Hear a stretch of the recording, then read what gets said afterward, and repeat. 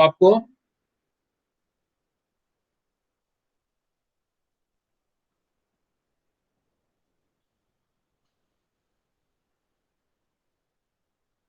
One से लेकर के आपका सिक्स तक किसी का प्रॉब्लम बेटा? 1 to 6 जो मोल कॉन्सेप्ट और हमने लास्ट क्लास में किया था उसके रिगार्डिंग पहले डिस्कशन कर रहे हैं हम। 1 to 6 किसी का प्रॉब्लम? नंबर 4। Question number 4।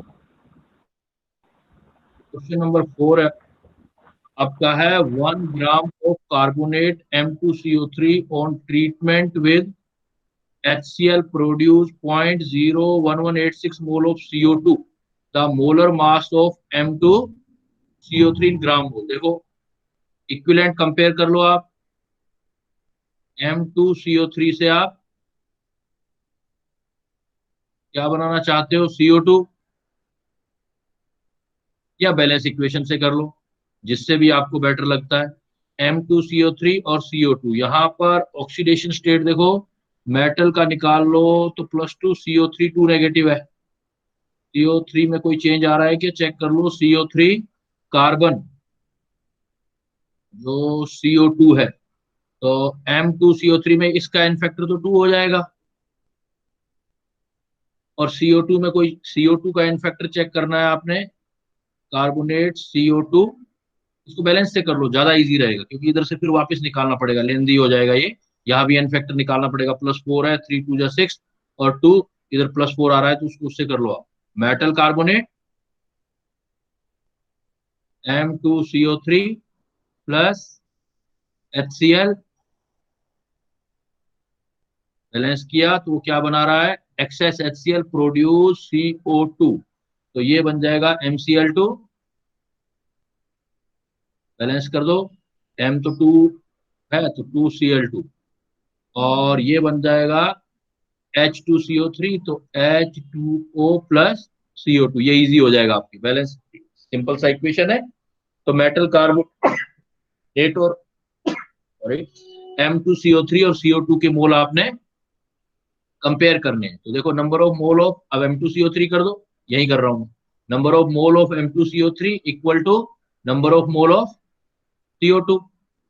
जितने M2CO3 है उतने CO2 है। M2CO3 1 ग्राम दे रखा है आपको, मोल बना लो 1 ग्राम, डिवाइडेड बाई टोटल बना लो इसका 2M, प्लस कार्बोनेट का वेट रख दो, कितना हो गया ये? 16 3 जा 48, और 12 ये आ गया 60 हो गया। इजिकल टू CO2 के डायरेक्ट मोल दे रखे हैं देखो 0.01186, सोल्व कर लो, M का वैल्यू आ जाएगा, मोलर मास आ जाएगा। 6 तक किसी का और बेटा? Up to 6,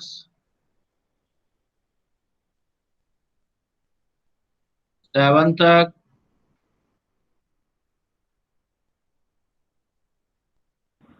sir 7। 7 में देखो बेटा क्या कह रहा है, a metal oxide has the formula of M2O3, it can reduce by H2 give the metal and water. 0.596 gram of M2O3 require 6 milligram of Hg for complete reaction. That same ऊपर वाला, जो अभी ऊपर वाला प्रॉब्लम किया आपने, आप इसको M2O3 का रिडक्शन कर दो, ये रिड्यूस हो रहा है H2 से, और टू गिव फ्री मेटल, तो M दे रहा है आपको मेटल, और साथ में क्या दे रहा है? M दे रहा है H2। इक्विवेलेंट लगा लो या मोल लगा लो, जैसा बैलेंसिंग में लगता है आपको ठीक। तो H2O बना दो। तो अब थोड़ा बैलेंसिंग आप करोगे तो ये आ जाएगा 2M, ऑक्सीजन है 3, हाइड्रोजन है 6, तो बैलेंस हो गया। अब आपको कंपेयर किसके करने हैं? इसके अंदर देखो मेटल ऑक्साइड कंपेयर करना है, और साथ में gram of metal require 6 milligram of H2 करना है। तो number of mole of oxide M2O3 is equal to number of mole of hydrogen. इसका कोफिशिएंट इधर ले जाओ, तो ये 3 था, और इसका कोफिशिएंट इधर ले आओ 1 है। अब आप वैल्यू रख दो, देखो M2O3 क्या दे रहा है आपको, and water 0.19 gram of M2O3 require 6 मिले, हो गया बस। देखो ये वैल्यू पुट कर दो, ग्राम दे रखा है इसका 3 ग्राम, जो दे रखा है वो रख दो 0.1596 डिवाइडेड बाई वही total metal 2M plus 48 equal to number of mole of hydrogen निकालो, उसका वेट भी दे रखा है। ये आपको 6 मिलीग्राम दे रखा है, ध्यान देना है। 6 मिलीग्राम है तो ग्राम कर दो, 6 into 10⁻³ gram divided by hydrogen का मोलर मास 2, m की वैल्यू कैलकुलेट कर, बैलेंस कर लो, मोल से एटम कंजर्वेशन से बना लो।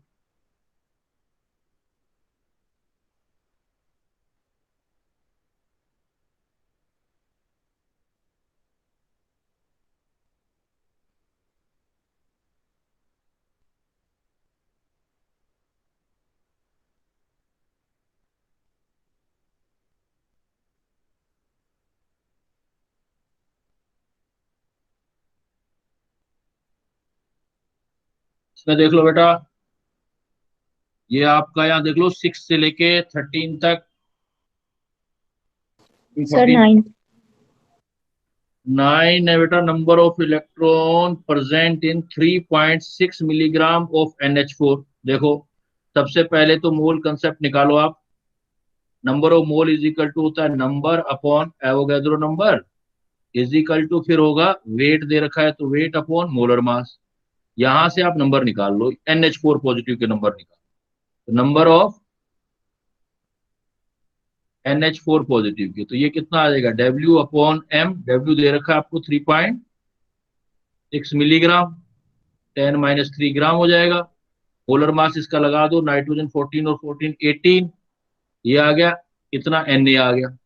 अब आपको एक NH4 पॉजिटिव में इलेक्ट्रॉन काउंट कर लो कितना होगा। अगर 1 NH4 पॉजिटिव होता है तो 1 NH4 पॉजिटिव में एक नाइट्रोजन में इलेक्ट्रॉन होते हैं 7, एक हाइड्रोजन में 1 होता है 4, प्लस का मतलब एक निकल गया, तो 7 4 11 -1 मतलब 10 इलेक्ट्रॉन होंगे पर NH4 में। तो इलेक्ट्रॉन जो आएगा इससे 10 टाइम और कर दो आप, तो ये हो जाएगा 3.6 into 10⁻³ upon 18 Na into 10।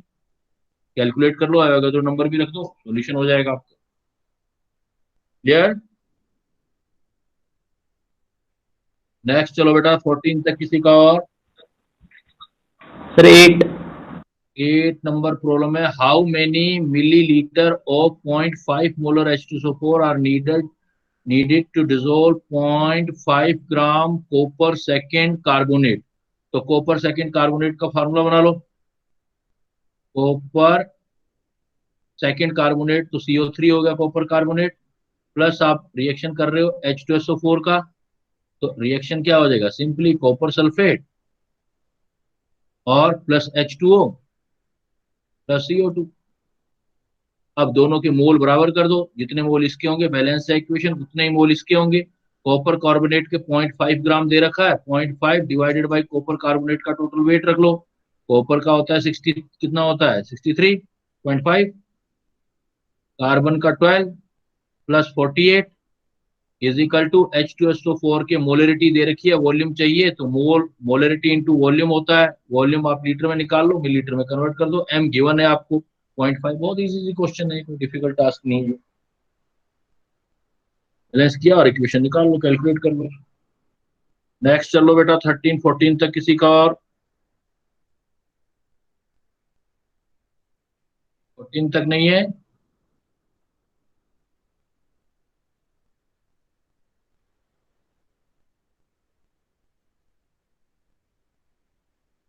Next चलो, आगे चलो।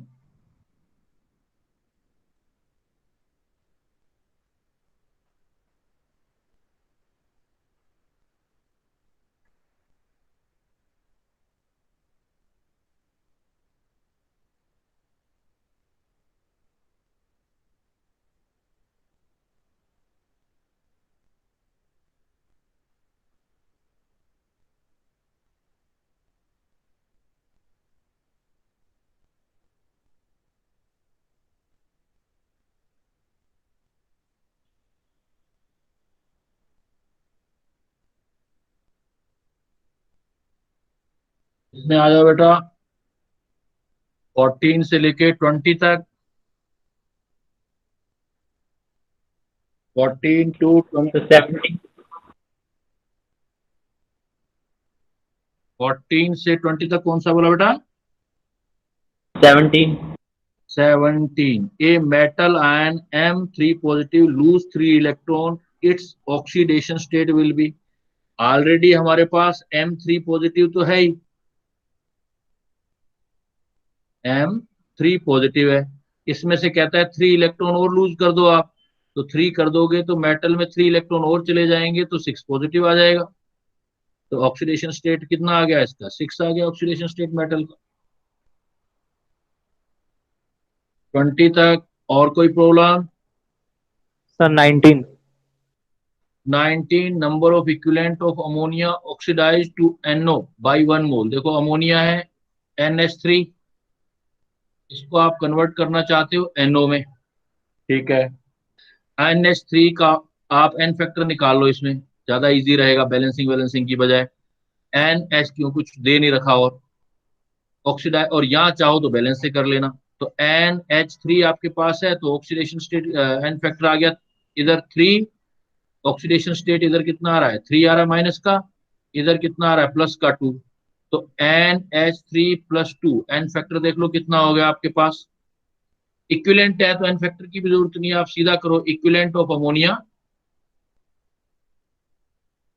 Is equal to equivalent of oxygen. Equivalent number of equivalent ammonia निकालना है, इक्विवेलेंट ऑफ ऑक्सीजन। तो इक्विवेलेंट ऑफ ऑक्सीजन क्या होगा, मोल इनटू एन फैक्टर। अब जरूरत पड़ेगा बेटा हमें ऑक्सीजन के लिए, तो मोल तो दे रखा है 1 मोल, और 1 मोल ऑफ O2 को आपने NO में कन्वर्ट करना है, तो ये इक्वेशन भी देख लो। O2 से NO जाना है आपने, रिएक्शन तो ये है आपकी NH3+O2 NO। यहाँ जीरो ऑक्सीडेशन स्टेट या -2, तो O के लिए देखो 0 से -2 डिफरेंस कितने का आया, एक ऑक्सीजन के लिए 2 का डिफरेंस आया, और O2 में 2 ऑक्सीजन होते हैं, तो मैंने बोला था 2 से एटम जितने उससे मल्टीप्लाई भी किया करो, तो एन फैक्टर 4 यूज कर लोगे आप। तो मोल कितना दिया हुआ है 1 और एन फैक्टर आ गया 4, तो एन फैक्टर कैलकुलेशन से होगा ये, या आप बैलेंस करके कर सकते हो। यार बेटा किसी का और 20 तक, नेक्स्ट चलें।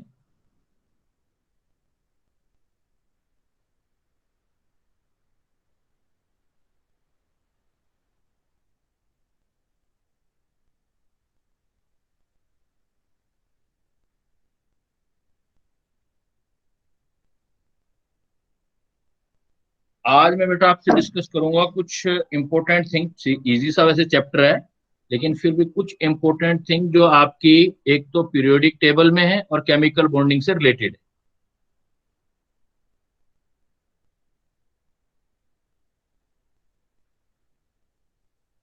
पीरियोडिक टेबल में 2-3 बातें ही मैं आपसे करूंगा। जैसे एक बात करेंगे हम आईपी वैल्यू की, आयनाइजेशन पोटेंशियल की। आयनाइजेशन पोटेंशियल के क्वेश्चन कैसे सॉर्ट आउट करने हैं, आपने कैसे करना है सॉल्यूशन, तो मैं इसमें आपको एडवाइस करूंगा कि आपको एटलीस्ट जहां से क्वेश्चन ज्यादा आने के चांसेस हैं वो 2 वैल्यूज आपको अच्छी तरीके से कर लेनी है, सेकंड पीरियड का एंड थर्ड पीरियड का। और पीरियोडिक टेबल का यूज करके ही हमेशा आपने आईपी के क्वेश्चन सोल्व करने, कैसे मैं भी डिस्कस करूंगा। सपोज आपका जो पीरियोडिक टेबल सेकंड है, it contain lithium, beryllium, boron, carbon, nitrogen, oxygen, fluorine, neo. Similarly, you can see in third period sodium, magnesium, aluminium, silicon, phosphorus, sulphur, chlorine and argon. And आप जब भी इधर से इधर जाओगे तो आईपी वैल्यू इंक्रीज होंगे विद एक्सेप्शन। तो आपने क्या करना है, you you are suggested to learn the sequence of increasing IP value in second period and third period, because most of question is related with second period and third period, which which were asked already in your exam या asking in your exam, तो वो आपके यहाँ आएंगे। तो beryllium का stable configuration होता है बोरोन से आगे आता है, नाइट्रोजन का स्टेबल कॉन्फ़िगरेशन होता है ऑक्सीजन से आगे, यहाँ मैग्नीशियम का होता है एल्यूमिनियम से आगे आता है, और फॉस्फोरस का होता है सल्फर से आगे आता है। आपको ये सीक्वेंस याद होना चाहिए कि सबसे पहले सेकंड पीरियड में लिथियम होगा, फिर बोरॉन, देन बेरिलियम एटसेट्रा। आप ऐसा देखते जाओगे, बस ये चीज याद करनी। अब प्रॉब्लम आपके पास कैसा भी आ जाए, अब प्रॉब्लम के सैंपल में आपसे डिस्कस करूं तो कैसे प्रॉब्लम आते हैं आपके पास। सपोज वो तो एग्जामिनर तो ऐसे लिख देता है, वो कहता है आपके पास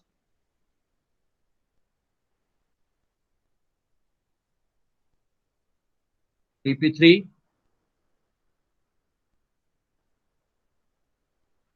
3p4 एक्सेट्रा एक्सेट्रा। इसमें आपसे पूछ लेगा इनकी इंक्रीजिंग आईपी बताओ।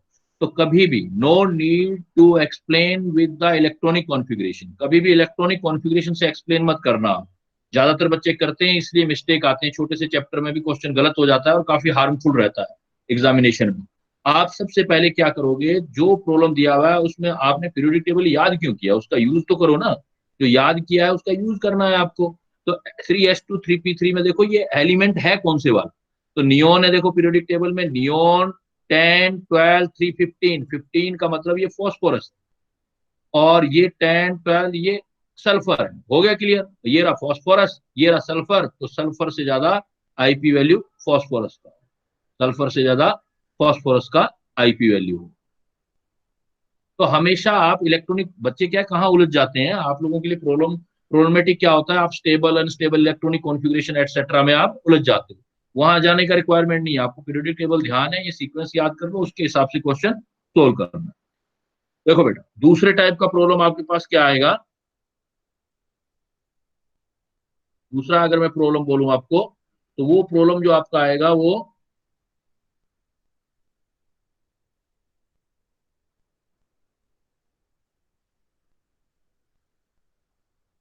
ये आएगा कि सेकंड आईपी पूछेगा आपसे। तो ट्रिक मैंने आपको सिखा दिया है, अब यूज करना आपका काम। मान लो सेकंड आईपी पूछे, मैंने ये एग्जांपल दे दिया, अगेन एग्जांपल दे दिया, ऊपर वाला neon 3s2 3p5 and neon 3s2 3p6, and again examiner is asking to see the second IP. Suppose first है ये, सेकंड, तो second IP increasing order of second IP, second third ऐसे पूछे जाते हैं ना बेटा आपसे। अगर आपको कभी वो सेकंड आईपी के बारे में बात करता है, देन आप कैसे चेक करोगे, देखो if you are seeing the second IP, then you are supposed to check the one less atomic number element। जो आप देखना चाहते हो, अगर फर्स्ट आईपी देखना है तो जो आपको गिवन है उसी को चेक करो। सेकंड आईपी है तो उसका पीछे वाला एक एलिमेंट चेक करो। थर्ड आईपी है तो दो एलिमेंट पीछे वाला चेक करो। सपोज ये निकाला था आपने फॉस्फोरस, ये निकाला था सल्फर।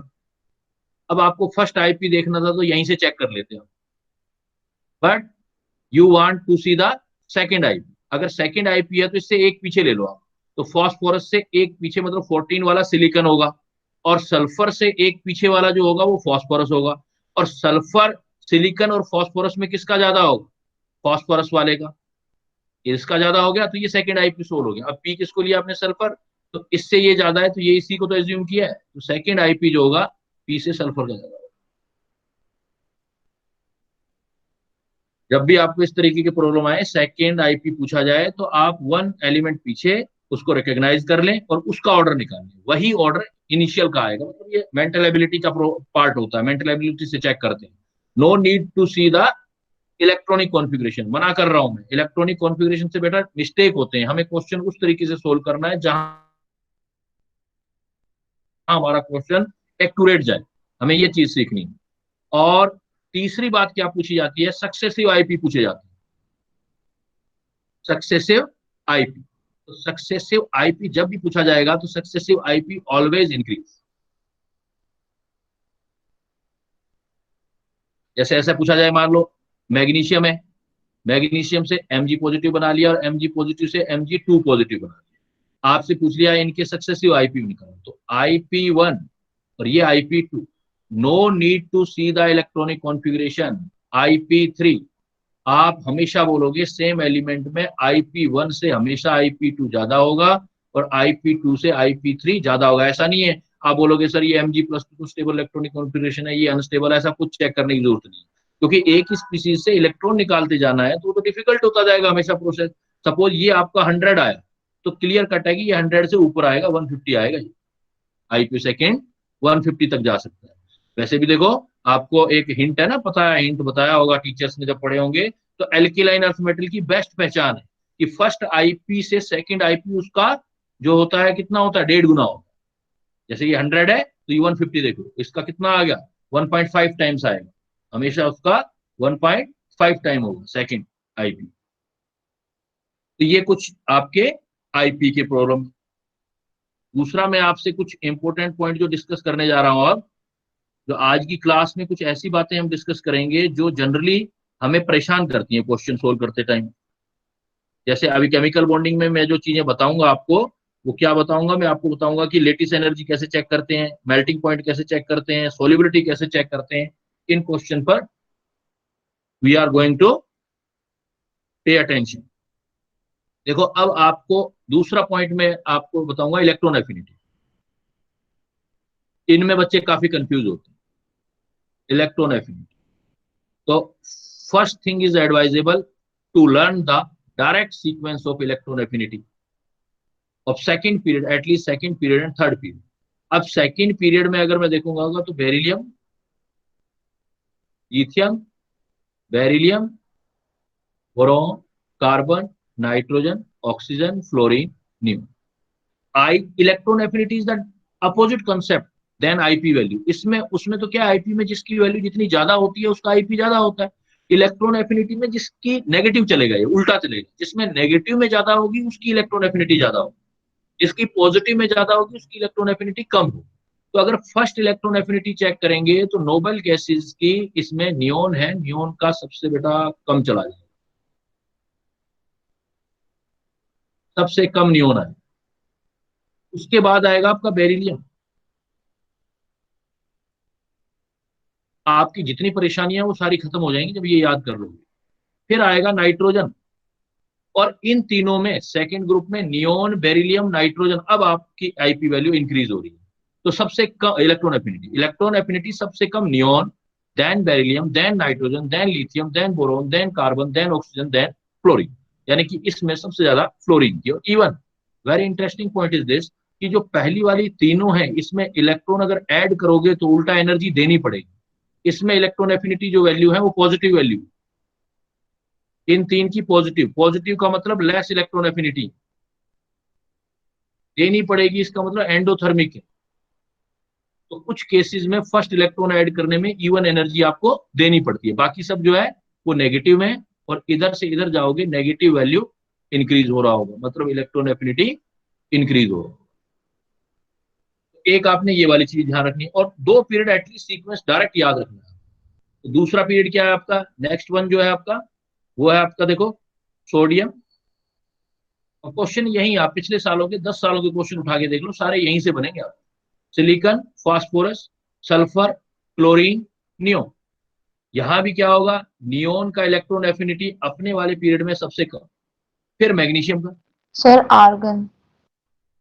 हाँ मैंने क्या लिखा है, नियोन ऊपर लिखा है ना, आर्गन, आर्गन। तो सबसे कम किसका जाएगा, आर्गन का। और फिर आपका किसका जाएगा इसके बाद, मैग्नीशियम। और फास्फोरस, जैसे नाइट्रोजन या पॉजिटिव में पहुंच गया था, लेकिन ये फास्फोरस पॉजिटिव नहीं पहुंचेगा, सिर्फ एक पोजीशन पीछे जाएगा। तो यहां आप याद रखोगे तो आर्गन सबसे कम, फिर मैग्नीशियम, और ये दोनों पॉजिटिव। ऑर्गन और मैग्नीशियम एंडोथर्मिक है, बाकी था सारी एक्सोथर्मिक, जैसे ये ऊपर था। ये इलेक्ट्रॉन एफिनिटी वैल्यू आ जाएगी। अच्छा, और ऊपर से नीचे जो आपने ध्यान रखना है, फ्लोरीन का अपनी जगह से नीचे आएगा, मतलब फ्लोरीन ज्यादा हो जाएगा, फिर ब्रोमीन, फिर आयोडीन इलेक्ट्रॉन एफिनिटी में। ऑक्सीजन, सल्फर, सेलेनियम, टेलुरियम सबसे नीचे चला जाएगा ऑक्सीजन। इधर से दो एक्सेप्शन ये है जो इंपोर्टेंट एक्सेप्शन। तो आपकी पूरी इलेक्ट्रॉन एफिनिटी में देखोगे तो सबसे ज्यादा जो आपकी इलेक्ट्रॉन एफिनिटी आएगा, ये question, this question is asking very time, कि आपका क्लोरीन का इलेक्ट्रॉन एफिनिटी जो है वो हाईएस्ट, हाईएस्ट इलेक्ट्रॉन एफिनिटी। और दूसरा जो नियोन है उसका लोएस्ट है, लोएस्ट मतलब मोस्ट पॉजिटिव। हीलियम का भी नहीं, ध्यान रखना, लोएस्ट जो है नियोन का है।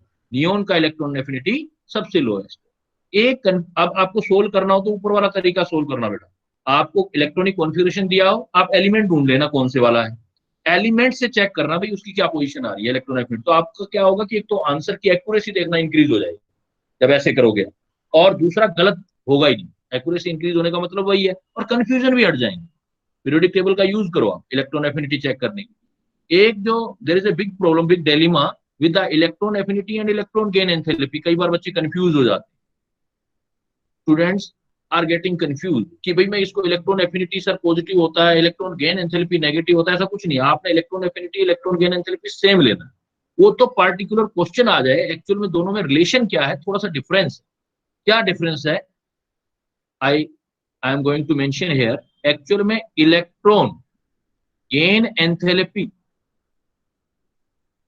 Is equal to minus electron affinity AE, electron affinity minus 5/2 RT, degree of जो आपकी होती है फ्रीडम वो आती है। तो ये रिलेशन होता है। तो जनरली क्या है कि अगर आप टेम्परेचर 0 केल्विन ले लोगे तो 0 केल्विन होगा तो ये हट जाएगा, तब हम कह देते हैं इलेक्ट्रॉन गेन एंथैल्पी और इलेक्ट्रॉन एफिनिटी के साइन अपोजिट आते हैं।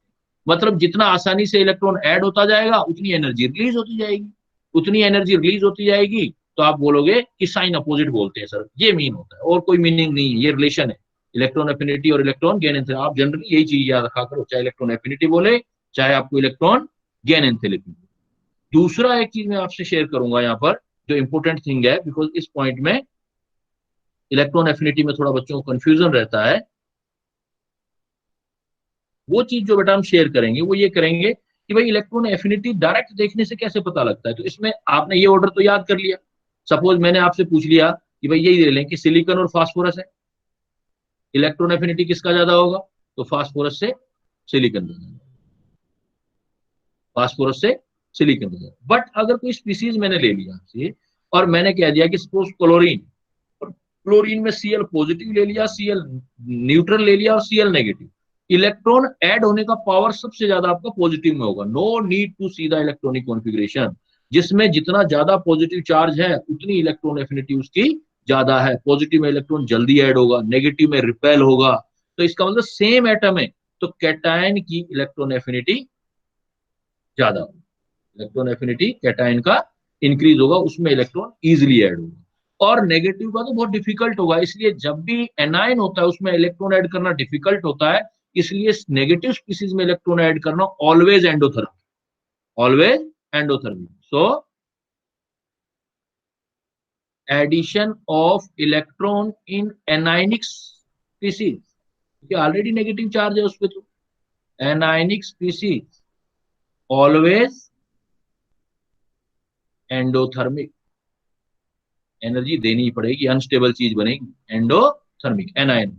इसका मतलब फर्स्ट इलेक्ट्रॉन ऐड करना है तो आप देख सकते हो मोस्ट ऑफ केसेस में नेगेटिव फर्स्ट इलेक्ट्रॉन ऐड करना है। But noble gases, beryllium, magnesium and nitrogen, ये जो है इनके अंदर आपकी पॉजिटिव आएगी फर्स्ट में। लेकिन एडिशन ऑफ इलेक्ट्रॉन मतलब सेकेंड इलेक्ट्रॉन या थर्ड इलेक्ट्रॉन ऐड करते हो mean addition of electron in anionic species होता है, देन ऑलवेज एंडोथर्मिक। एक चीज बहुत बार पूछी जाती है, even I also give to the student this question कि भाई सपोज एक स्पीसीज है, उसकी इलेक्ट्रॉन एफिनिटी और आईपी वैल्यू को कैसे रिलेट करोगे? सपोज एम में, देखो एक मेटल है सपोज एम, अब मेटल एम में इसका आईपी देखना है तो मुझे एक एनर्जी देनी पड़ेगी, एनर्जी देके मैं इसका कैटायन बना दूं। तो ये एनर्जी क्या होगी? इस एनर्जी को बोलोगे IP of M, IP of M. ये जो एनर्जी आईपी ऑफ एम, अब मैं इसी इक्वेशन को उल्टा लिख दूं तो वैल्यू में थोड़ी फर्क होगा कुछ, M plus electron M plus, बस फर्क इतना है यहां पर एनर्जी आप दे रहे थे, यहां पर एनर्जी प्रोडक्ट साइड है मतलब निकल रही है। तो अब जो ये एनर्जी होगी ये इलेक्ट्रॉन एफिनिटी होगी, ये एनर्जी जो रिलीज हो रही है ये इलेक्ट्रॉन एफिनिटी। तो इसको ऐसे लिखूंगा ना, एम प्लस इलेक्ट्रॉन इधर लाओ रिएक्टेंट साइड ई, तो जो एनर्जी रिलीज होती है उसी को तो इलेक्ट्रॉन एफिनिटी बोलते हो। लेकिन ये इलेक्ट्रॉन एफिनिटी है किसकी? ये एम की नहीं। देखो आईपी वैल्यू ऑफ एम में, लेकिन electron affinity of M positive है, तो it is the electron affinity of M positive. तो क्या हुआ, मेन पॉइंट क्या आया कि किसी भी एटम का आईपी वैल्यू उसी के कैटायन की इलेक्ट्रॉन एफिनिटी के इक्वल होता है, उसी के कैटायन के इलेक्ट्रॉन एफिनिटी के इक्वल होता है किसी का भी IP value. Suppose IP of chlorine, IP of chlorine is equal two electron affinity of Cl positive. यहां Cl मत दे देना, Cl पॉजिटिव देना। तो जो एटम होता है, जो उसका कैटायन होता है, कैटायन की इलेक्ट्रॉन एफिनिटी उस एटम की आईपी वैल्यू के बराबर होती है, सेम एनर्जी होती है। काफी कंसेप्चुअल सा पॉइंट बनता है। तो ये कुछ पॉइंट ऐसे थे जो बेटा इलेक्ट्रॉन एफिनिटी में हम कंसिडर करते हैं। अब मैं आपको कुछ पॉइंट जो बताने जा रहा हूं, जो प्रॉब्लम आती है स्टूडेंट को, जैसे आयनिक कंपाउंड में सोलिबिलिटी देखने में कई बार बच्चे जो है वो लास्ट तक पढ़ते पढ़ते रहते हैं, लेकिन लास्ट तक काफी कंफ्यूज होते रहते हैं कि सर सोलिबिलिटी कहाँ बढ़ रही है, कहाँ घट रही है। इसी टाइप से लेटिस एनर्जी वाले पॉइंट में, बॉइलिंग पॉइंट में, मेल्टिंग पॉइंट में, इन केसेस में, थर्मल स्टेबिलिटी में, इन केसेस में कुछ उनको प्रॉब्लम आता है। मतलब यहीं पर हमें हेल्प किसका हो जाएगा बेटा, यहीं पे हेल्प हो जाएगा हमारा एस ब्लॉक वाला जो पॉइंट्स है उनमें हेल्प हो जाएगा कि सोलिबिलिटी वगैरह कैसे चेक कर लेंगे। मतलब केमिकल बॉन्डिंग वाले पार्ट में हम देखेंगे। जी, केमिकल बॉन्डिंग में मुझे जो लगता है, जहां हम शेयर करते हैं पॉइंट, जहां प्रॉब्लम आ सकती है, बाकी चीजें तो आप जनरल तो करते ही रहते हो। केमिकल बॉन्डिंग में एक पॉइंट आता है बेटा, जिसको हम बोलते हैं ओवरलैपिंग एक्सटेंट। ओवरलैपिंग एक्सटेंट भाई, और मतलब बॉन्ड की एक्सटेंट, ओवरलैपिंग कहाँ बेस्ट हो। तो इसमें दो तरीके हैं। एक तो होते हैं प्योर ऑर्बिटल की ओवरलैपिंग, और एक होती है हाइब्रिड ऑर्बिटल की ओवरलैपिंग। हमेशा प्योर ऑर्बिटल से हाइब्रिड ऑर्बिटल की ज्यादा ओवरलैपिंग बेस्ट होगी, क्योंकि ये डायरेक्शनल नेचर ज्यादा होती है। लेकिन जब प्योर ऑर्बिटल करोगे तो जितना एस परसेंटेज कैरेक्टर कम होता जाएगा, ओवरलैपिंग बढ़ती जाएगी। लेकिन hybrid orbital, it should be keep in mind, it is very जो है प्रॉब्लमेटिक थिंग्स। अगर हाइब्रिड ऑर्बिटल होता है देन उल्टा होगा बेटा, एस परसेंटेज इंक्रीज होगा, एक्चुअल में साइज इंक्रीज होना चाहिए, साइज डिक्रीज होना चाहिए। S orbital, S percentage increase होगा या साइज डिक्रीज होगा तो ओवरलैपिंग बढ़ेगी। कैसे? इसमें एग्जांपल शेयर करता हूं आपसे कि आपके पास मान लो ओवरलैपिंग हुई है एस एस ऑर्बिटल की, तो दोनों ही प्योर ऑर्बिटल है, एस और एस। और एक आपने ओवरलैपिंग की एस पी ऑर्बिटल की, तो एक एस है, second one is the P orbital, P is more directional. और एक मैंने कह दिया पीपी है। इन तीनों में ओवरलैपिंग एक्सटेंट देखो, तो बट यहाँ तो प्योर ऑर्बिटल है ना, ये कॉन्सेप्ट लगेगा। तो यहाँ पर तो 100% एस है, या 50% एस हो गया, या 0% एस हो गया। तो इसलिए अब यहाँ पर जितना पी कैरेक्टर इनके, अच्छा इससे आगे मैंने एक और डाल दिया एसपी, तो एसपी तो हाइब्रिड ऑर्बिटल आ गया। तो प्योर ऑर्बिटल से तो हाइब्रिड ऑर्बिटल ज्यादा होगा। अब मुझे एस परसेंटेज कैरेक्टर नहीं देखना, दोनों को कंपेयर करना है, तो हाइब्रिड प्योर से ज्यादा रहेगा ही रहेगा। क्लियर? और अगर सिर्फ प्योर ऑर्बिटल है तो जितना एस परसेंटेज ज्यादा होगा उतना आपका ओवरलैपिंग इंक्रीज होगा। But if we take the example of बेटा hybrid orbital, then it is something different. Hybrid orbital में साइज डिसाइड करते हैं, क्योंकि हाइब्रिड ऑर्बिटल तो सारे डायरेक्शनल है, अपनी अपनी डायरेक्शन है, हर किसी की डायरेक्शन तो है ना। तो अब डायरेक्शन वाला कॉन्सेप्ट नहीं आया यहाँ, तो डायरेक्शन वाला कॉन्सेप्ट है। यहाँ डायरेक्शन का नहीं होगा, तो यहाँ क्या होगा, जैसे मान लो मैं कहूँ ओवरलैपिंग कर दो भाई sp3 की, फिर कह दूं कि sp3 sp2 की कर दो, या sp2 कर दो, भाई बनाते जाओ जितने मर्जी। या मैं कह दूं आपको पहुंचता पहुंचता पहुंच जाऊं sp कर दो। अब देखो, sp3 हाइब्रिड ऑर्बिटल है, ये सारे हाइब्रिड है, हाइब्रिड हाइब्रिडाइजेशन वाले ऑर्बिटल है। हाइब्रिड ऑर्बिटल में किससे डिसाइड होगा?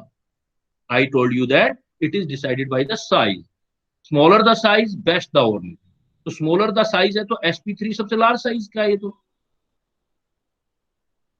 sp3 लार्ज साइज का हो गया, एंड sp जो हुआ वो आपका स्मॉल साइज का हो गया। sp3 large size, sp small size, it means जितना स्मॉल साइज की तरफ जाएंगे तो ओवरलैपिंग इंक्रीज होगा। तो हाइब्रिड ऑर्बिटल में एस परसेंटेज देखो, sp3 में एस का 25% है और sp में 50% है, तो एस परसेंटेज इंक्रीज हो रहा है। You can observe that thing. in this case s percentage is decreased from here, and in this case s percentage is increased. So if we want to see the overlapping extent among the pure orbital, then क्या करना होगा, हमें क्या देखना होगा, to see the S percentage decrease होना चाहिए, overlapping बढ़ेगा। But it is a different case in the hybrid orbital. Hybrid orbital में एस परसेंटेज इंक्रीज होगा, देन ओवरलैपिंग इंक्रीज होगा।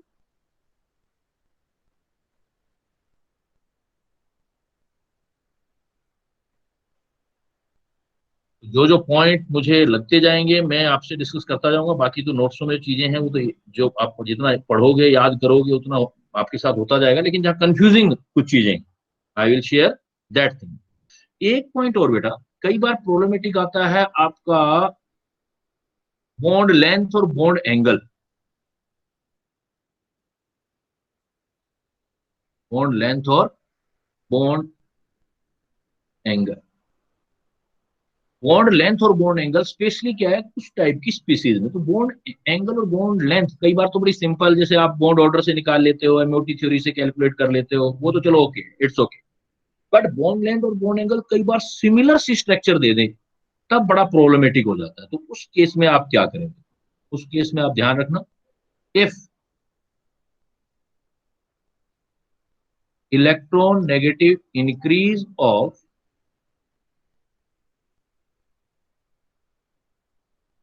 Attached atom, electron simple way में सिखा रहा हूँ, हालांकि बहुत काफी कुछ है कहानी, बेंट रूल ये वो, बट नो नीड, हमें तो हमें ये है कि ऐसा क्वेश्चन आ जाए तो फंसे नहीं हमारा exam. If electron negativity increase of attached atom, then bond length decrease of another considering atom, another considering atom कैसे? सपोज देखो मैं आपको एग्जांपल देता हूँ, सपोज मैंने एग्जांपल लिया CHHCl, और एक example we want to share, let's see FCHCHF, only one difference is there, here is chlorine atom and here is fluorine, or we want to bond length CH bond in this, ये X है suppose, ये Y, and we want to see the bond angle CH2 alpha, suppose this one is the beta। ऐसी problem आ जाए आपके exam में तो आप कैसे करेंगे? तो ऐसे केसेस में बेटा सबसे इजी तरीका ये है, आप देखो सेंट्रल एटम कंसीडर करो, और सेंट्रल एटम में जिस बॉन्ड को कंसीडर करना चाहते हो वो देखो, आप ये वाला बॉन्ड कंसीडर करना चाहते हो H1, ओके, इट्स ओके। इसको देखने के लिए आप इसके बिल्कुल अपोजिट साइड चले जाओ, CH मतलब अपोजिट मतलब दूसरे एटम की तरफ, इसको देखना चाहते हो आप इसको देखो, अगर ये जितना इलेक्ट्रोनेगेटिविटी ज्यादा होगा, जितना इलेक्ट्रोनेगेटिविटी ज्यादा होगा ये हाइड्रोजन एटम उतना सेंटर एटम की तरफ ज्यादा जाएगा। तो इसमें देखो, इसमें हाई इलेक्ट्रोनेगेटिव, देखना किसको है और देख कहां से रहे, फ्लोरीन की इलेक्ट्रोनेगेटिविटी, क्लोरीन की लो इलेक्ट्रोनेगेटिविटी, तो फ्लोरीन की इलेक्ट्रोनेगेटिविटी हाई है तो H कार्बन की तरफ ज्यादा खींचेगा, मतलब उसके बॉन्ड के इलेक्ट्रॉन न्यूक्लियस के ज्यादा क्लोज आएंगे, और ज्यादा क्लोज आएंगे तो क्लियर हो गया ना बेटा, इसका मतलब एक्स बॉन्ड लेंथ वाई से ज्यादा होगी, ये बड़ा बॉन्ड होगा CH, है तो दोनों ही CH, ये छोटा। दूसरी थिंग, आपको एंगल चेक करना, जैसे ही ये बॉन्ड छोटा होगा तो इलेक्ट्रॉन इस सेंटर एटम के पास पहुंचेंगे, यहां पास पहुंचेंगे, यहां भी पास पहुंचेंगे, तो ये तो इलेक्ट्रॉन इलेक्ट्रॉन आगे तो इधर रिपल्शन करेंगे। जहां साइड एटम की इलेक्ट्रॉन नेगेटिविटी ज्यादा आए तो बॉन्ड लेंथ कम कर देना, बॉन्ड एंगल ज्यादा कर देना बेटा। बॉन्ड एंगल देखो, यहाँ रिपल्सन होगा, इलेक्ट्रॉन क्लोज पहुंचेंगे तो रिपल्सन ज्यादा होगा, मोर रिपल्सन होगा, मोर रिपल्सन होगा तो बॉन्ड एंगल हाई हो जाएगा, यहाँ शॉर्ट हो जाएगी लेंथ, जिसका बॉन्ड लेंथ कम हुआ उसका बॉन्ड एंगल हाई हो जाएगा रिपल्सन से, तो अल्फा से ग्रेटर देन बीटा।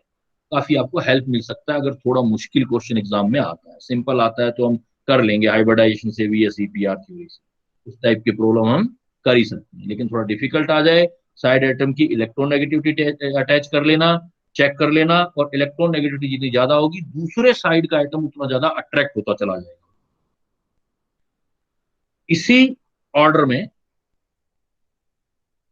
जैसे मैं आपको एग्जांपल यहाँ साइड में दे देता हूँ, यही कर लेते हैं, जैसे सपोज मैंने एग्जांपल दे दिया आपको H2O2, और ऐसे क्वेश्चन होंगे ना कभी हमारा ध्यान ही जो है बहुत कम गया होगा, एग्जामिनर वैसे क्वेश्चन ही डाल देगा, because chemical bonding periodic table 3-4 question तो बनते ही हैं। देखो ये दे दिया H2O2 और हाइड्रोजन पर सोडियम पर, एग्जाम में क्वेश्चन आता है कि इस बॉन्ड लेंथ को कंपेयर करो, ये एक्स लेंथ है सपोज, ये वाई, तो हम कैसे करेंगे? तो हमें कॉन्सेप्चुअल जाना पड़ेगा, जब एक जैसा सब कुछ होता है तो हमें कॉन्सेप्चुअल जाना होता है। कॉन्सेप्चुअल क्या चीज है? यहाँ देखो HOOH तो हाइड्रोजन पर कितना चार्ज है हमारे पास, पार्शियली पॉजिटिव चार्ज, तो यहाँ पार्शियली नेगेटिव, यहाँ पार्शियली पॉजिटिव है, partially negative. But alkali metal are in plus one oxidation state, ये तो हाईली आयनिक होते हैं, तो पूरा पॉजिटिव चार्ज आएगा, तो यहाँ पूरा नेगेटिव आ गया। तो हम क्या चेक करना चाहते हैं, we want to see the O O bond length. तो यहाँ पर देखो इलेक्ट्रॉन दोनों जगह हाई नेगेटिव चार्ज, यहाँ पार्शियल नेगेटिव चार्ज, तो इस जगह पे मोर रिपल्सन। सिमिलर कंडीशन में यहाँ पर मोर रिपल्सन, यहाँ पर चार्ज कम है तो लेस रिपल्सन। पॉजिटिव पॉजिटिव आ जाए, जैसे के ओ टू वाला आता है, के ओ टू में पूछा जाता है के टू ओ टू, या के ओ टू वाला केस आ जाए, तो ओ ओ अगर हमारे पास जैसे एफ वाला आ गया, एफ एफ यहाँ भी तो पूछ सकते हैं, तो एफ यहाँ पर नेगेटिव, यहाँ एफ नेगेटिव, तो ऑक्सीजन पर देखो पॉजिटिव चार्ज आ गया है, तो ये भी ओ, ये भी ओ है, तो यहाँ पॉजिटिव है, तो यहाँ तो इलेक्ट्रॉन डेंसिटी। अब ये ऐसे नहीं देखना कि सर इस पर पॉजिटिव चार्ज है, इस पर पॉजिटिव चार्ज है तो ज्यादा रिपेल होगा, no, actually electron density check करनी है, तो इलेक्ट्रॉन तो कम होगी ना, यहाँ पर सबसे ज्यादा इलेक्ट्रॉन आए तो मोर रिपल्सन, यहाँ पर पार्शियली नेगेटिव चार्ज तो इलेक्ट्रॉन डेंसिटी थोड़ी कम हुई, यहाँ बिल्कुल ही कम होगी, तो ये सबसे लेस कर दूंगा। सपोज ये जेड है, तो अगर मैं बॉन्ड लेंथ लिखूंगा तो जेड में सबसे कम, उससे ज्यादा एक्स में, उससे ज्यादा वाई में। तो it need to the analysis of the molecule, कि आप मॉलिक्यूल का एनालिसिस करके और बॉन्ड लेंथ कैलकुलेट करो।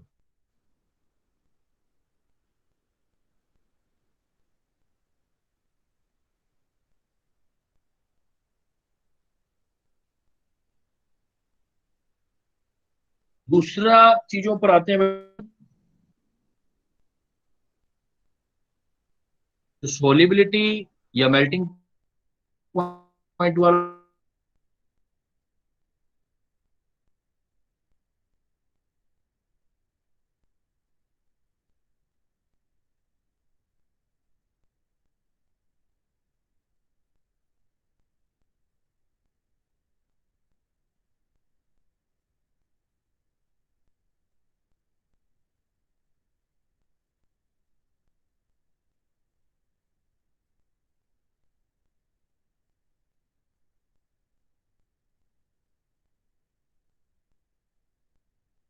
एनायन है वो मोनो एनायन, साल्ट में मोनो एनायन, एक ही एनायन।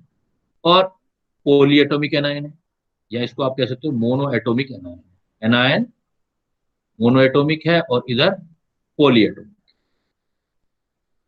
तो इसको वन वर्ड में कर लो, सारा कंफ्यूजन हटा दो बेटा, कोई और कुछ करने की जरूरत नहीं है। पॉली एटॉमिक है, डाउन द ग्रुप जाओगे आप, डाउन द ग्रुप। अगर मोनो एटॉमिक है तो आप थर्मल स्टेबिलिटी को डाउन द ग्रुप जाने पर डिक्रीज कर दो, और इधर थर्मल स्टेबिलिटी को डाउन द ग्रुप जाने पर इंक्रीज कर दो।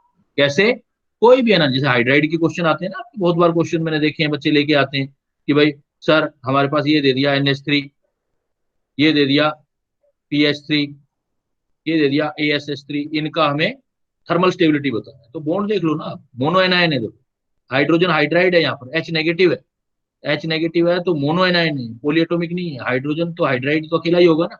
या आपने क्लोराइड ले लिए, जैसे आप ऐसे कई बार कहते हो कि सर हमने ले लिया सपोज NaCl, ले लिया हमें यहाँ पर एनायन ले लिया मोनो एनामिक, NaCl, फिर ले लिया KCl, तो इनकी थर्मल स्टेबिलिटी चेक करनी है तो कर लो ना थर्मल स्टेबिलिटी। एनाइन ही तो है, मोनो एनामिक केस है, तो इसका मतलब इधर वाली कैटेगरी में आ गया। इधर वाली में आ गया तो बॉन्ड जितना लंबा होता जाएगा जल्दी टूट जाएगा, थर्मल स्टेबिलिटी डिक्रीज होगी। तो इधर जाओगे तो थर्मल स्टेबिलिटी इन सब में सबसे ज्यादा इस बॉन्ड की, क्योंकि NH छोटा बॉन्ड है और ये वाला आर्सेनिक H का लंबा बॉन्ड है। तो बॉन्ड जितना लंबा होता जाएगा, आप कह सकते हो इसमें ये भी याद रख सकते हो, रीजन देखोगे तो ट्रांजिशन जो थर्मल स्टेबिलिटी है डिक्रीज क्यों होती है, बॉन्ड लेंथ इंक्रीज होती है। बॉन्ड लेंथ इंक्रीज होने से वीकनेस आएगी ना। तो मोनो एनायनिक में ऐसे कर लोगे, सारे क्वेश्चन सॉर्ट आउट हो जाए। But poly atomic atomic anion आ जाए, तो पॉली एटोमिक एनायन में एक्चुअली फेजेंस रूल से सोल्व होता है, तो थर्मल स्टेबिलिटी इंक्रीज होती है। मतलब थर्मल स्टेबिलिटी आपका, जैसे मेटल कार्बोनेट, सल्फेट ले लिए, मेटल कार्बोनेट सल्फेट ये बहुत आते हैं। जैसे मैंने मान लो मैंने कर दिया सोडियम कार्बोनेट से लेकर चला गया मैं सीजियम कार्बोनेट, सोडियम कार्बोनेट से सीजियम कार्बोनेट चला गया, तो ऐसे केसेस में क्या है कि थर्मल स्टेबिलिटी जो ज्यादा होगी वो डाउन द ग्रुप होगी, thermal stability down the group जाओगे इंक्रीज होगी, तो ये मोर स्टेबल हो जाए। यहाँ पर बॉन्ड नहीं देखना, यहाँ पर बॉन्ड नहीं देखना, यहाँ पर देखना है एक्चुअल में जो है, अगर मैं थोड़ा डिटेल समझाऊं आपको, तो यहाँ पर कोई भी मेटल होता है, उसका ऑक्सीजन होता है और एक CO2 होता है। हमें इस बॉन्ड की वीकनेस देखनी होती है, जो ये बॉन्ड डिसाइड करता है। ये मेटल जितना इस ऑक्सीजन को इधर खींचेगा, फेजेंस रूल के अकॉर्डिंग पोलराइजेशन जितना इधर ले जाएगा, ऑक्सीजन को इधर खींचेगा, तो उतना इजिली ये टूट जाएगा। तो इस ये इधर कब खींचेगा? जब इसका साइज ज्यादा हो, इसका क्या बोलते हैं, चार्ज ज्यादा हो मेटल का,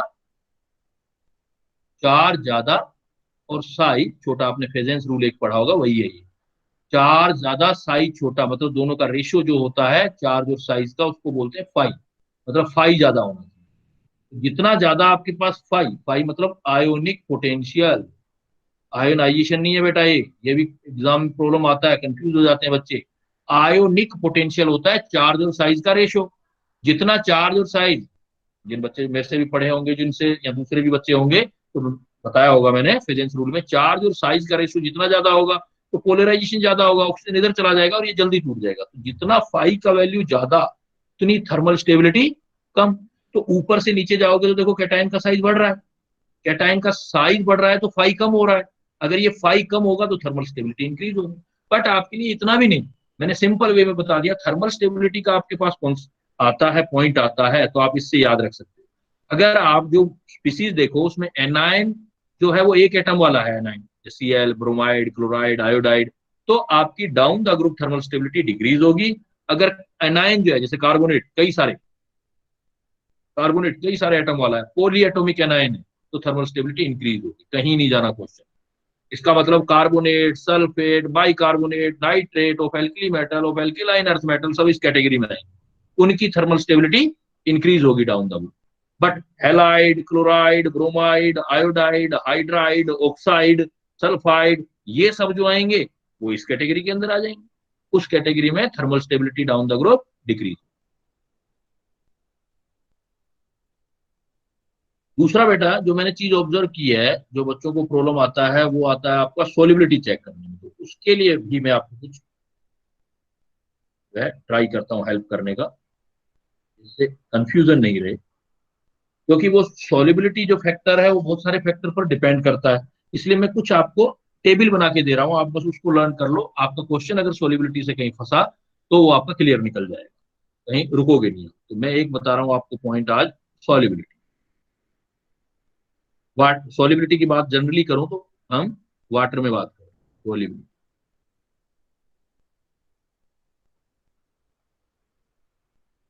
सॉलिबिलिटी में कुछ केस बनाते हैं, मैं आपको 4 केस या 5 केस में सारे ट्राई करता हूं कि जहां जहां भी क्वेश्चन आ सकता है पूरी केमिस्ट्री में वो आपका कवर हो। देखो केस फर्स्ट अपने करते हैं। In first case you see the size of cation and anion. अगर कैटायन का साइज एनायन के साइज के अप्रोक्सीमेट, कैटायन का साइज एनायन के साइज के अप्रोक्सीमेट है, तो डाउन द ग्रुप, नीचे की तरफ मतलब जब जाओगे, down the group solubility increase हो, सोलिबिलिटी इंक्रीज होगा। कैटायन एनायन का साइज, अब पॉइंट बड़ा ये थोड़ा याद करने वाला है कि आप कैसे ध्यान रखोगे कि कैटायन एनायन के साइज अप्रोक्सीमेट सेम है। तो इसके लिए मैं आपको एग्जांपल बता देता हूं, इस केस में क्या क्या है। इसमें जो आएंगे बेटा, fluoride and hydroxide of alkali metal. Alkali metal के फ्लोराइड और हाइड्रोक्साइड लेनी है। इसका मतलब एल्कली मेटल के फ्लोराइड और हाइड्रोक्साइड में down the group solubility increase, down the group solubility increase होगा। टोटल 4 कैटेगरी कराऊंगा, देखो फ्लोराइड हो गया, हाइड्रोक्साइड हो गया, alkali metal. Sulphide and oxide, sulphide and oxide of alkaline earth metal. Alkaline earth metal आ जाए तो उसके सल्फाइड और ऑक्साइड का सोलिबिलिटी इंक्रीज होगा विदाउट एनी एक्सेप्शन, आप सीधा याद रख सकते हो। तो देखो फ्लोराइड हो गया, हाइड्रोक्साइड हो गया एल्किली मेटल की। तो देखो जैसे मेरे पास मान लो फ्लोराइड क्या आते हैं, जैसे lithium fluoride, lithium chloride, fluoride ले लेना, लिथियम फ्लोराइड, लिथियम फ्लोराइड, फिर ले लेते हैं अपने sodium fluoride, potassium fluoride, rubidium fluoride, caesium fluoride. या तो यही कैटेगरी तो आई, फ्लोराइड ऑफ एल्कली मेटल, इधर से इधर जाओगे तो डाउन द ग्रुप जा रहे हो आप, तो सॉलिबिलिटी इंक्रीज। यही सेम चीज आप हाइड्रोक्साइड में देख सकते हो, और यही सेम चीज आप सल्फाइड और oxide but alkaline earth metal के देख सकते हो। तो आपके चार केस याद हो, फ्लोराइड और hydroxide of alkali metal and sulphide and oxide of alkaline earth metal, solubility increase. ऐसे ही मैं 5 केसेस में सारी आपकी सॉलिबिलिटी जहां से क्वेश्चन आ सकता है वो ट्राई करूंगा खत्म करना। तो अच्छे से तैयार कर लेना, बहुत काम आएगा बेटा ये।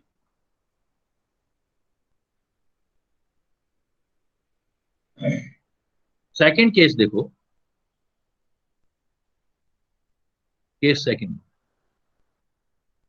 से, सेकंड केस में इफ एनायन का साइज काफी बड़ा है कैटायन, और जनरली ऐसा होता है इन पोली एटोमिक एनायन, पोली एटोमिक एनायन और लार्ज एनायन, जैसे क्या होते हैं ब्रोमाइड, आयोडाइड, लार्ज एनायन में ऐसा आता है।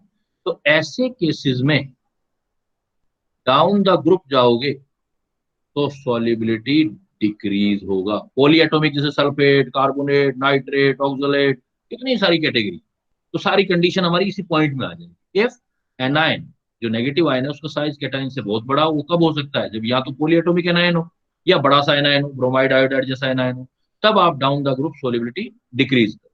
तो इसमें देखो 10 कैटेगरी हम इसमें याद करेंगे, 10 कैटेगरी याद हो जाएंगे। कैसे, इसमें कौन कौन से एग्जाम्पल आएंगे। एल्कली मेटल के बेटा जो आपने लेने हैं वो लेने हैं नाइट्रेट,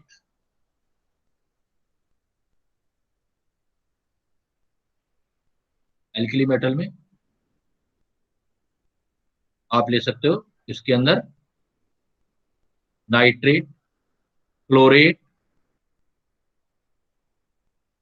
पर क्लोरेट, ब्रोमाइड, आयोडाइड।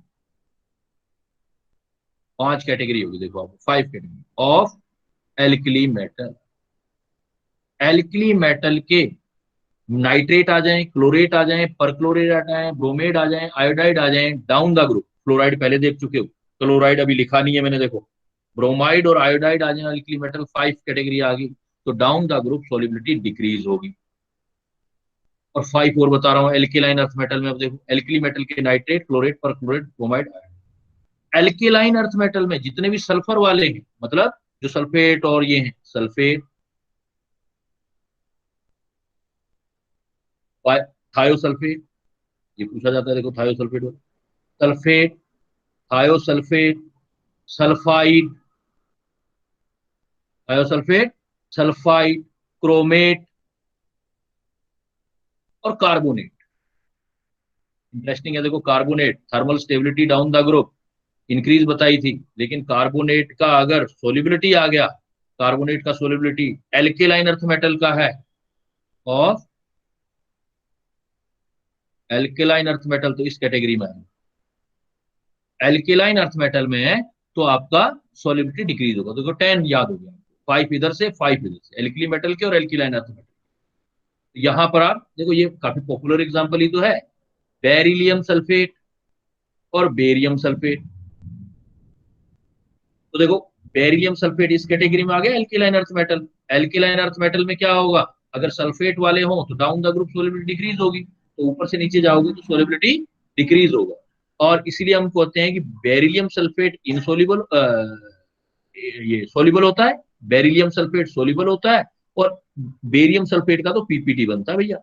पीपीटी का मतलब क्या होता है, इनसोल्यूबल। सल्फेटों की अगर एल्किलाइन अर्थ मेटल के हैं तो आप ऐसे याद कर सकते हैं। देखो टोटल 4 पिछले केस में याद हुए फर्स्ट में, सेकंड केस में आपको 10 हो रही है। क्लियर, फिर मैं आगे चलता हूं, देखो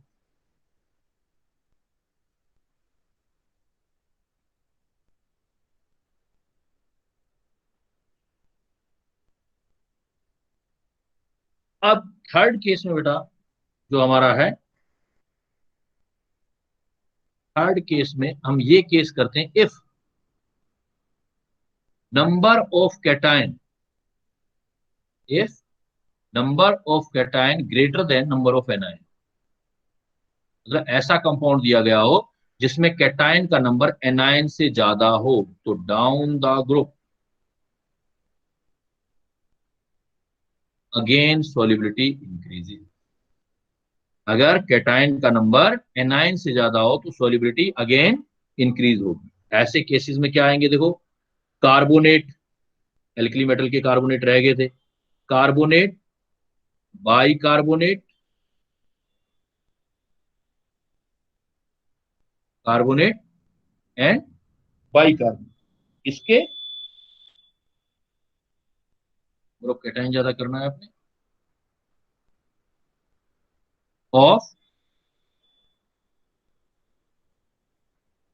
alkali metal, carbonate and by carbonate of alkali metal.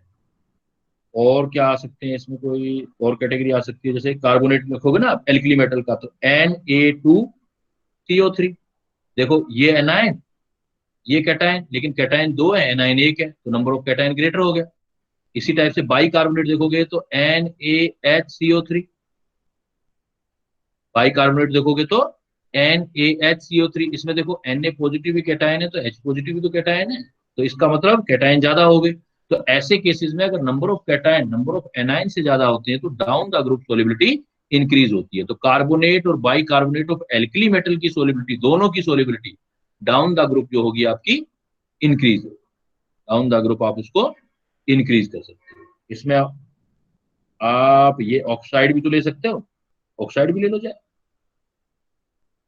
Oxide of alkali metal, oxide क्या होगा, लिथियम ऑक्साइड, देखो एल्कली मेटल है, एल्कली मेटल में तो कैटायन ज्यादा हो गए, तो तीन कैटेगरी याद होगी, तो 4 पहले हुई, फिर 10 हुई, 3 और हुई। केस नंबर 4 देखते हैं। केस नंबर 4 में थोड़ा ध्यान देना है, if number of anion greater than number of cation, cation से एनायन ज्यादा, तो उसमें क्या देना है, फिर दो चीजें, इन hydroxide,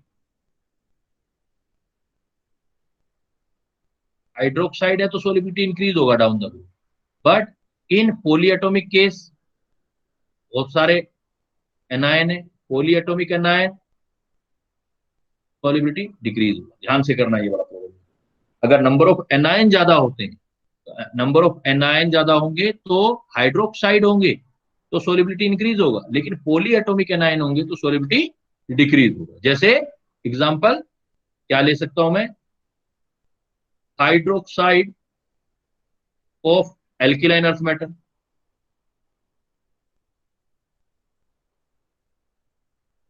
hydroxide of alkaline earth metal, जैसे एल्किलाइन अर्थ मेटल क्या होता है, बेरिलियम हाइड्रोक्साइड, BeOH ट्वाइस, देखो बेरिलियम एक, कैटायन एक, एनायन दो, लेकिन है क्या हाइड्रोक्साइड, तो बेरिलियम से बेरियम हाइड्रोक्साइड जाओगे बेटा तो आपका सोलिबिलिटी इंक्रीज होगा, बेरिलियम हाइड्रोक्साइड ज्यादा सोल्यूबल होगा।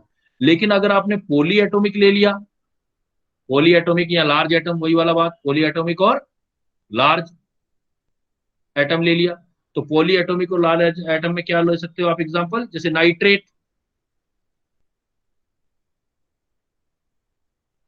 ब्रोमाइड, आयोडाइड, तीन कैटेगरी ले ली किसकी, of alkaline earth metal, nitrate, bromide, iodide. अब की बार नाइट्रेट किसका आया, देखो एल्किलाइन अर्थ मेटल का, क्योंकि एल्केनाइन का नाइट्रेट बनाओगे तो क्या बनाओगे, नाइट्रेट बनाना है सपोज किसी का भी, जैसे मैग्नीशियम नाइट्रेट, तो MgNO3 का ट्वाइस, तो एक मैग्नीशियम पर दो नाइट्रेट, तो कंडीशन आ गई ना ये, if number of anion greater than number of cation. या ब्रोमाइड आयोडाइड लोगे तो मैग्नीशियम आयोडाइड या ब्रोमाइड Br2, तो एनायन का नंबर ज्यादा आ रहा है। अगर नंबर एनायन का ज्यादा आ रहा है तो ऐसे केसेस में जो आपका आएगा, अगर नाइट्रेट, ब्रोमाइड, आयोडाइड मतलब एटॉमिक एनायन और लार्ज एनायन हो तो अपोजिट करना है, सोलिबिलिटी डिक्रीज करना है। तो ध्यान रखना, तो आपकी 4 कैटेगरी और होगी, देखो 4 और याद हो गए, hydroxide of alkaline earth metal हो गए, नाइट्रेट और नाइट्रेट, ब्रोमाइड और आयोडाइड हो गए, तो उसमें सोलिबिलिटी आपकी डिक्रीज होगी, solubility down the group decrease होगी। तो इसमें मैक्सिमम केसेस आपके कवर होंगे और विदाउट कोई एक्सेप्शन कवर होंगे, सब आप देख रहे हो, थोड़ा सा ध्यान रखना है आपने, तो आपकी चीजें कवर हो जाएंगी। दो तीन एग्जाम्पल ऐसे होते हैं जिसमें बड़ा अनएक्सपेक्टेड रिजल्ट होता है, उनको हम एक्सेप्शन की फॉर्म में याद कर लेते हैं।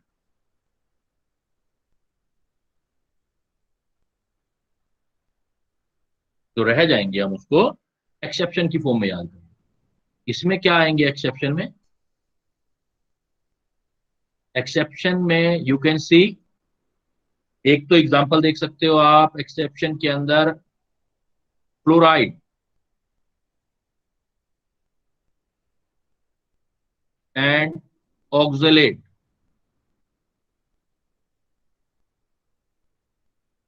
Of alkali metal,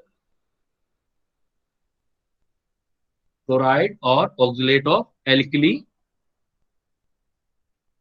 fluoride of alkaline, alkaline alkali तो आ गए हमारे पास, ये नहीं आए थे, एल्कलाइन अर्थ मेटल।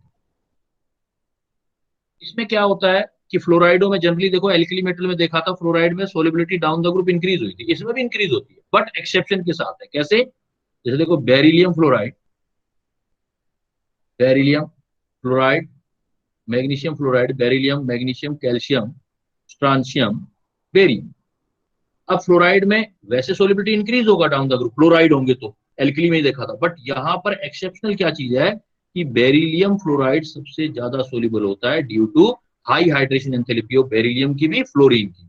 तो ऊपर से नीचे सोल्यूबिलिटी इंक्रीज हुआ, लेकिन एक्सेप्शन आ गया देखो, मैग्नीशियम से ज्यादा कैल्शियम, कैल्शियम से ज्यादा बेरियम और सबसे ज्यादा बीईएफ। बहुत बार पूछा जाता है प्रॉब्लम बताइए। तो फ्लोराइड और ऑक्सिलेटो में एल्केलाइन अर्थ मेटल में फर्स्ट मेंबर की सोलिबिलिटी वैसे डाउन द ग्रुप इंक्रीज होगी, लेकिन फर्स्ट मेंबर की हाईएस्ट सोलिबिलिटी होती है ड्यू टू हाइड्रेशन एंथैल्पी। तो देखो, दो ये याद और हो गए, कितने सारे हो गए, अंदाजा लगाओ इससे ज्यादा और कहां से क्वेश्चन आएंगे। ऐसा ही देखो, एक एक एग्जांपल जो है आपका है वो है chloride, chloride of alkali metal, अभी तक नहीं लिए थे मैंने, chloride of alkali metal, chloride of alkali metal, ये बड़ा अनएक्सपेक्टेड है।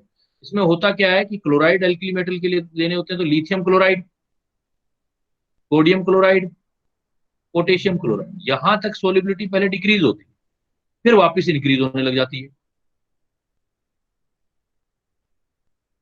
Rubidium chloride and caesium chloride, तो बड़ा अनएक्सपेक्टेड जो है हमें क्लोराइड का सॉलिबिलिटी मिलता है, क्लोराइड का सॉलिबिलिटी बड़ा अनएक्सपेक्टेड मिलता है। तो अनएक्सपेक्टेड कैसे मिलता है हमें? देखो कि इसमें जो आपका ओवरऑल ऑर्डर बनाए हम, तो लिथियम क्लोराइड तो सबसे ज्यादा ही रहता है ओवरऑल, लिथियम क्लोराइड के बाद फिर ये आ जाता है रुबिडियम क्लोराइड, से ज्यादा सीजियम क्लोराइड, तो लिथियम क्लोराइड। कितना अनएक्सपेक्टेड है ये आप अंदाजा लगा सकते हो। That's why you are facing so many problem to solve the question on basis of solubility, तो रुबिडियम।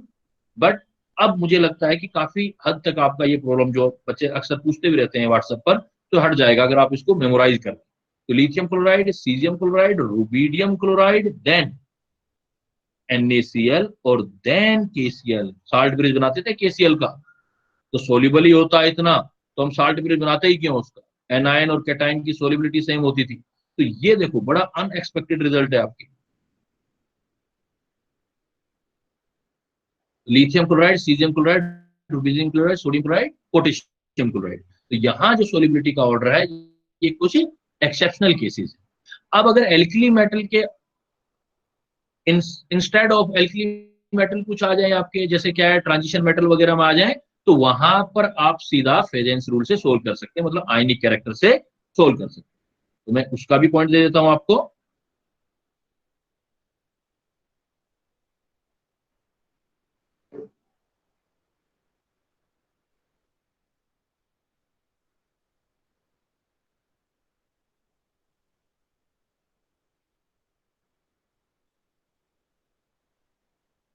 अगर आपके पास डी ब्लॉक में से आ जाए और अदर डी और पी ब्लॉक में से कुछ आ जाए, उनमें आप सीधा कह देना कि आयनिक कैरेक्टर जितना ज्यादा होगा उतना ही आपका सोलिबिलिटी ज्यादा होगा। मतलब फेजेंस रूल से देख सकते हो, हर जगह फेजेंस रूल नहीं लगेगा, तो उसको आप फेजेंस रूल से चेक कर सकते हो। जैसे आपके मान लेते हैं आपके पास जैसे आ जाता है आपके किसी ग्रुप में जिंक कैडमियम मरकरी आ गया, जिंक कैडमियम मरकरी, जैसे Zn कैडमियम आ गया Cl2, जिंक कैडमियम। ऊपर से नीचे जाओगे तो कोवलेंट कैरेक्टर इंक्रीज होगा, तो आयनिक कैरेक्टर डिक्रीज होगा, आयनिक कैरेक्टर डिक्रीज होगा। इसमें आयनिक कैरेक्टर डिक्रीज होगा तो आप कह दोगे सोलिबिलिटी डिक्रीज। मतलब आप इसमें ई और पी वालों में आप ये लगा सकते हैं, अल्फाइड वल्फाइड ऐसे पूछे जाते हैं तो उसमें आप ये पॉइंट जो है यूज कर। तो ये आपका बेटा जो पॉइंट है वो सारा है सॉलिबिलिटी के बारे में। और एक थोड़ा सा मैं आइडिया आपको जितना टाइम है उसके अकॉर्डिंग, एक जो कंफ्यूजन ज्यादा आता है वो मेल्टिंग पॉइंट में आता है, तो वो भी मैं आपको बता।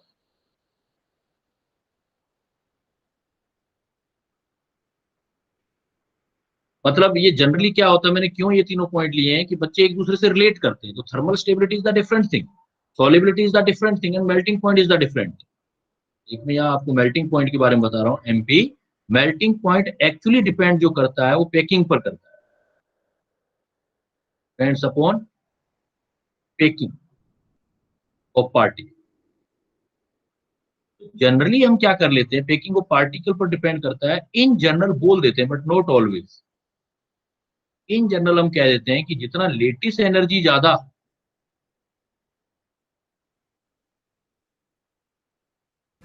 उतना हम कहते हैं मेल्टिंग पॉइंट ज्यादा।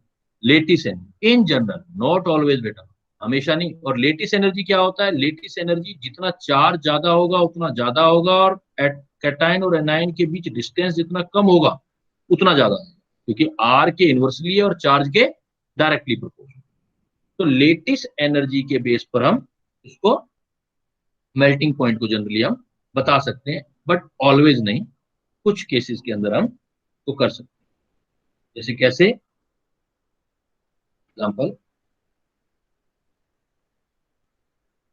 इसमें भी हम देखते हैं कि हमारे पास जैसे मान लो एल्कली मेटल, कुछ केसेस में फेजेंस के रूल से भी होता है, इन सम केसेस आयनिक कैरेक्टर ज्यादा, आयनिक कैरेक्टर ज्यादा तो मेल्टिंग पॉइंट ज्यादा, मतलब फेजेंस। तो फेजेंस रूल हम कहाँ लगा सकते हैं, और ये लेटिस एनर्जी से कहाँ लगा देते हैं, तो दो पॉइंट बना देते हैं। दो में हम सारी कैटेगरी को समराइज करने का ट्राई करें।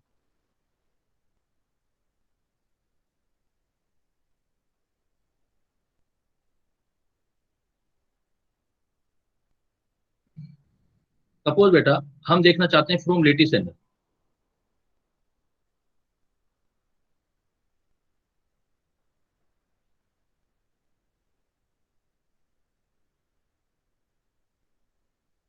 From lattice energy. Lattice energy में हमारे पास एग्जांपल आ गया, जैसे मान लो हमारे पास यहां आ जाए हेलाइट, पहले example halide of sodium aluminium calcium, इनके हेलाइड आ जाए, सोडियम एल्यूमिनियम एंड कैल्शियम के हेलाइड आ जाए। तो जितना लेटिस एनर्जी ज्यादा होगा उतना आप कह देना उनके मेल्टिंग पॉइंट हाई होंगे, विदाउट एनी एक्सेप्शन आपको मिल जाएगा। हेलाइड कोई सा भी है, जैसे सोडियम का फ्लोराइड, सोडियम का क्लोराइड, सोडियम का ब्रोमाइड, सोडियम का आयोडाइड, चार सेम है, लेकिन देखो दोनों के बीच का डिस्टेंस इंक्रीज हो रहा है, तो ऊपर से नीचे जाओगे तो लेटिस एनर्जी डिक्रीज होगा। अब लेटिस एनर्जी डिक्रीज होगा तो मेल्टिंग पॉइंट भी, तो हम लेटिस एनर्जी से एक्सप्लेन कर सकते हैं halide of sodium aluminium calcium. और दूसरा क्या एग्जांपल दे सकते हैं हम,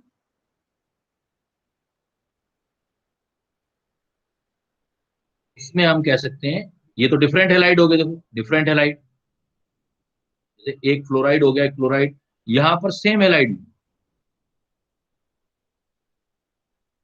halide of alkali metal, same halide of alkali metal लेनी। तो देखो एल्कली मेटल क्या क्या हो सकते हैं आपके, lithium, sodium, potassium, rubidium, caesium, ऐसे टेबल बना लो। और इनके हेलाइड क्या क्या हो सकते हैं, फ्लोराइड, क्लोराइड, ब्रोमाइड, आयोडाइड। अब हम देख रहे हैं बेटा लेटिस एनर्जी से मेल्टिंग पॉइंट। देखो क्या बनेगा, lithium fluoride, sodium fluoride, potassium fluoride, rubidium fluoride and caesium fluoride. तो इसमें ऊपर से नीचे जाओगे, इन जनरल क्या होगा, ये डिफरेंस जो डिस्टेंस है इंक्रीज होता जाएगा, तो लेटिस एनर्जी डिक्रीज होगी जैसा आपने देखा, और मेल्टिंग पॉइंट क्या होना चाहिए, डिक्रीज। लेकिन यहाँ पर कुछ एक्सेप्शन होंगे, पहले में एक्सेप्शन नहीं है, यहाँ पर हम कुछ एक्सेप्शन कर। तो यहाँ मैं जो आपका ले रहा हूँ ब्रोमाइड, ब्रोमाइड, आयोडाइड हो गया लिथियम का, लिथियम के बाद देखो क्लोराइड आगे, तो यहाँ पर आप ले सकते हो chloride, lithium chloride, sodium chloride, sodium bromide, नहीं potassium, potassium bromide, rubidium bromide, नहीं क्लोराइड रखना, क्लोराइड रखना, सीजियम क्लोराइड। ब्रोमाइड करना है तो lithium bromide, sodium bromide, potassium bromide, rubidium bromide और सीजियम ब्रोमाइड। आयोडाइड करने हैं तो लिथियम आयोडाइड, देखो कितने सारे हमारे पास ग्रुप आ गए, लिथियम के बाद sodium iodide, potassium iodide, rubidium iodide and caesium iodide. In general क्या है, लेटिस एनर्जी डिक्रीज होगी ऊपर से नीचे, मेल्टिंग पॉइंट डिक्रीज होना चाहिए, लेकिन यहाँ पर कुछ एक्सेप्शनल चीजें हैं वो ध्यान रखना। जैसे लिथियम फ्लोराइड का एक्सेप्शन जो आ जाएगा वो मिडिल में आ जाएगा। तो मतलब क्या होगा, इधर आपका लेटिस एनर्जी इंक्रीज हो रहा है लेकिन लिथियम फ्लोराइड यहाँ आ जाएगा। क्लोराइड और ब्रोमाइड कैटेगरी में ये फर्स्ट मेंबर हमेशा एक्सेप्शन रहेगा, लेकिन ये बिल्कुल नीचे चला जाएगा, मतलब ऊपर से नीचे। तो लिथियम क्लोराइड का मेल्टिंग पॉइंट सबसे कम, लिथियम ब्रोमाइड में भी सिमिलर थिंग बेटा, लिथियम आयोडाइड में भी सिमिलर थिंग। लेकिन यहां पर इसमें वन एक्सेप्शन, ये भी मिडल में आया, इसमें बिल्कुल नीचे चला गया, बिल्कुल नीचे चला गया, इसमें नीचे चला गया, और साथ में NaI भी मिडल में आ जाएगा, इसमें NaI भी मिडल में। तो काफी कॉम्प्लिकेटेड चीजें हैं, लेकिन फिर भी हम इन ट्रिक्स से याद कर सकते हैं। तो अगर सेम हेलाइड आते हैं एल्कली मेटल की, तो आप ये देख सकते हो ऊपर से नीचे आपका मेल्टिंग पॉइंट डिक्रीज होगा, लेकिन लिथियम क्लोराइड मिडल में आएगा, या लिथियम क्लोराइड सबसे कम, या लिथियम ब्रोमाइड सबसे कम, या सोडियम आयोडाइड सबसे कम, बट सोडियम लिथियम आयोडाइड सबसे कम बट सोडियम आयोडाइड भी मिडल में आएगा, मतलब ये हाईएस्ट हो गया। पोटेशियम आयोडाइड जो है उसका मेल्टिंग पॉइंट हाईएस्ट। तो देखो आपके एक ये याद हो गया, और ये आपको चार याद हो गए। तो एक चीज और बता देता हूं यहां पर मैं, कि जो आपका लिथियम फ्लोराइड है, इनका जो ऑर्डर है, ये आपका लिथियम फ्लोराइड वालों का ऑर्डर आ रहा है, इधर आपका लिथियम आयोडाइड वाला है। तो लिथियम फ्लोराइड वालों का सिमिलर ट्रेंड, ये वाला ट्रेंड जो फ्लोराइड वाला है, similar in oxide of alkaline earth में।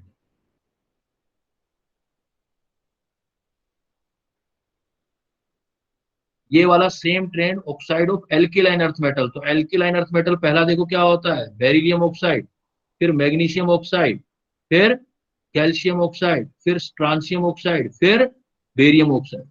लेकिन यहां पर फर्स्ट मेंबर मिडल में, तो यहां भी फर्स्ट मेंबर मिडल में, फर्स्ट मेंबर मिडल में ऐसे इंक्रीज हो। ये आते हैं ना, वो बोलते हैं फर्नेंस बनाने के लिए मेटलर्जी में करते हो, कि काफी स्टेबल ऑक्साइड जो अंदर लेयर बनाते हैं, ब्रिक्स की लेयर बनाते हैं, तो इन्हीं की तो बनाते थे, magnesium oxide, beryllium oxide, calcium oxide.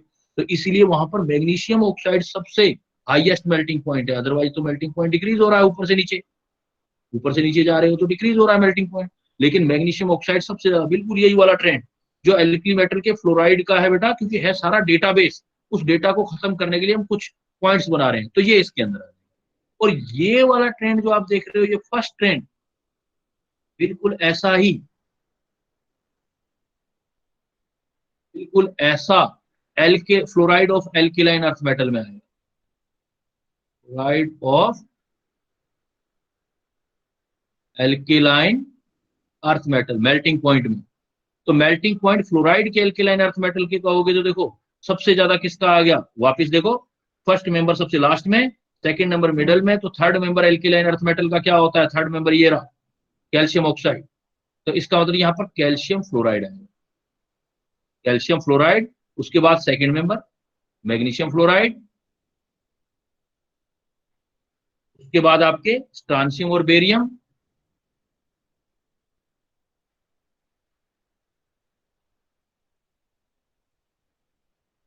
और सबसे कम बेरिलियम। कैसे कर पाओगे आप ऐसे, ऐसे तभी तो कर पाओगे जब कोई ट्रिक बनाओगे आप। तो जो लिथियम आयोडाइड का ऑर्डर आता है वही same fluoride of alkaline earth metal का आता है बेटा, फ्लोराइड मेल्टिंग पॉइंट। तो इतने सारों के मेल्टिंग पॉइंट हो गए। अब अगर ऐसे केसेस हों जहां पर हमारे पास इस रूल से सोल्व नहीं करना लेटेस्ट एनर्जी से, तो किससे सोल्व करना है, आयनिक कैरेक्टर फेजेंस रूल से। तो उसका क्या एग्जांपल है, केस सेकंड देखते हैं लास्ट में एट द एंडिंग पॉइंट पे।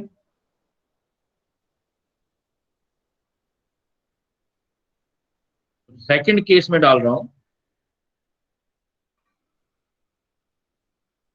Melting point from Fajans rule. Fajans rule मतलब आयनिक कैरेक्टर जितना ज्यादा उतना मेल्टिंग पॉइंट ज्यादा। तो इसका एग्जांपल हमारे पास है, थ्री कैटेगरी इसके अंदर आ जाएंगी। इसका एग्जांपल है chloride, bromide and iodide of alkaline earth. मतलब फ्लोराइड तो ऊपर हो गया, अभी मैंने इसी के साथ करवा दिया, फ्लोराइड चला गया तो रह क्या गया, chloride bromide iodide of alkaline earth metal.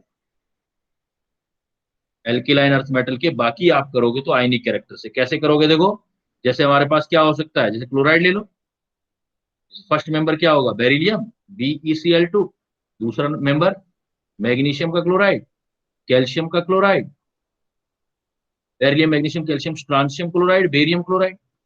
और क्लोराइड की जगह क्या ले सकते हो आप, ब्रोमाइड भी ले सकते हो, आयोडाइड भी ले सकते हो, इस किसी में ले लो, इनके इन तीनों के अंदर। तो इधर से इधर जाओगे देखो कैटायन का साइज इंक्रीज होता जा रहा है, एनायन तो सेम है।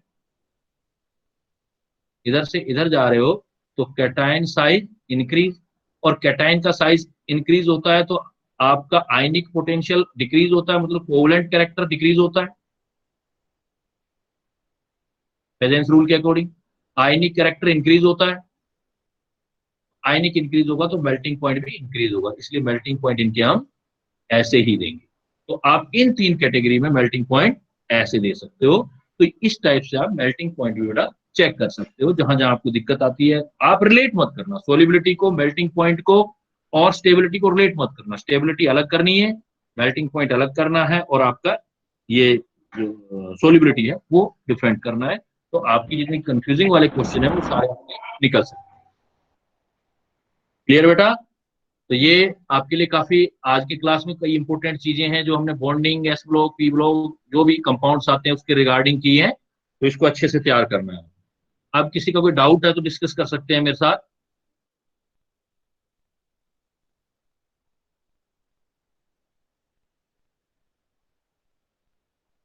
क्लियर, लीव कर दूं बेटा। Yes sir. ओके बेटा, I am leaving, see you very soon for next lesson. Next lesson आप प्रिपेयर करके आना, इसका डीपीपी भी डाल दूंगा। नेक्स्ट लेसन जो हम कर लेंगे, मैं हिंट दे देता हूं आपको, तो हम क्या करेंगे, एटॉमिक स्ट्रक्चर और states of matter. Atomic structure easy से दोनों चैप्टर है, उसके बारे में बात करेंगे, atomic structure, states of matter.